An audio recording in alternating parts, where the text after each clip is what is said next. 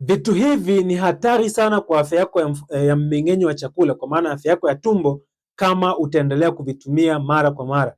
Kitu cha kwanza tunasema ni energy drink. Ni hatari sana kwa afya yako ya mfumo wa mmeng'enyo wa chakula, kwa sababu inaweza kuchochea changamoto za tumbo kujaa gesi, na mwisho wa siku ukapata changamoto ya acid reflux ambayo na flow back kwenye koo. Jambo la pili ni pombe kupita kiasi. Kama ni mtumiaji wa pombe, upo hatarini kuweza kupata changamoto ndani ya tumbo lako.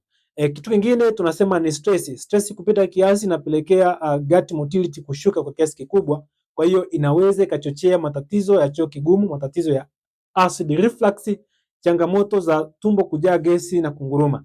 Jambo jingine tunasema ni sukari kupita kiasi pamoja na mafuta. Vitu hivi ni hatari kwa afya yako ya mfumo wa mmeng'enyo wa chakula. Kwa hiyo make sure unakuwa na kiasi kwa kile ambacho unakitumia, ili kulinda afya yako ya mfumo wa mmeng'enyo wa chakula. Kama umenielewa, unaweza ukalike, unaweza ukashare, lakini pia usisahau kutufollow ili uweze kuwa kwanza kupata video hizi ambazo zinakusaidia kutunza afya yako ya mfumo wa mmeng'enyo wa chakula.